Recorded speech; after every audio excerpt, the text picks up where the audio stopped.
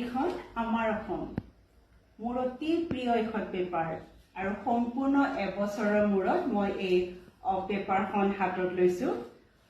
দিল্লীতো পেপাৰ পঢ়োৱে, কিন্তু অসমীয়া পেপাৰখন পঢ়াৰ যিটো এটা আমেজ মানে মাদকতা সেইটোনো তাতে ক'ত পাম। ইংৰাজীখন ইয়াতেও ৰাখো, আছাম ট্ৰিবিউন ৰাখো আৰু এইখন আমাৰ অসম। বহু দিনৰ মূৰত মই আজি ৰাতিপুৱা যেতিয়া এই পেপাৰখন হাতত লৈ আছিলো, ছোৱালী দুজনী ক'লে, মা তুমি ৰেডিঅ'ত বাতৰি পঢ়াৰ নিচিনাকে পঢ়াচোন। নাজানো কিয় মোৰো কিবা ভিতৰৰ পৰা মন গ'ল যে মই সঁচাকে ৰেডিঅ'ত বাতৰি পঢ়াৰ নিচিনাকে এবাৰ পঢ়োচোন। পঢ়ি কিবা এটা ইমান ভাল লাগিলে, সেইকাৰণে মই বোলে এটা ভিডিঅ' বনাই ৰাখি থৈ দিওঁ।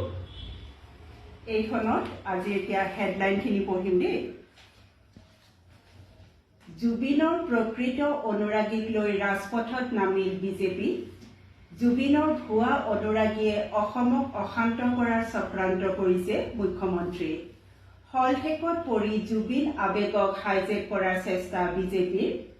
বতাহত উৰিছে গুলী, বোকাত সোমাল হেলিকপ্টাৰ, ভিতৰত ৰাষ্ট্ৰপতি দ্ৰৌপদী মুৰ্মু। বজাৰত জুই চাই দাম, সেই মিঠাতেলে এতিয়া ভোটৰ টোপ। ৰূপক শৰ্মাক প্ৰাৰ্থী ঘোষণাৰে মুখ্যমন্ত্ৰীৰ নিৰ্বাচনী ৰণদংকা।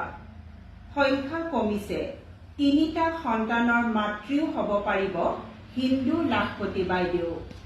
সিদ্ধাৰ্থৰ ঘনিষ্ঠ প্ৰতীক্ষাক জেৰা। নামচাইত সেনাৰ চাৰ্জিকেল ষ্ট্ৰাইক, আলফা নেতা নিহত। ভাৰতক ৰেহাই, আমেৰিকাৰে নতুন বাণিজ্যিক চুক্তি।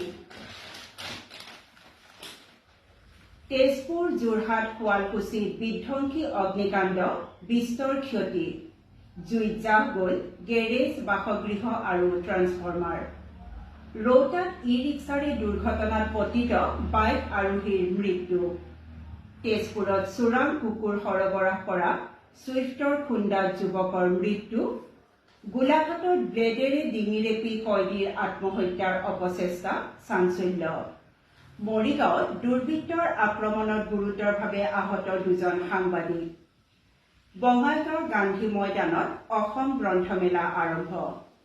নাজানো আকাশবাণী গুৱাহাটী কেন্দ্ৰত বাতৰি পঢ়ি পঢ়ি মোৰ সেই বাতৰি পঢ়াৰ যিটো টোন মানে সুৰটো কিমানখিনি আছে নাজানো, কাৰণ এতিয়া অলমষ্ট মোৰ 8 বছৰে হ'ব ৰেডিঅ'ত বাতৰি নপঢ়া। গতিকে পঢ়িলো আৰু ভিডিঅ'টি আপোনালোকলৈ আগবঢ়ালো। নমস্কাৰ।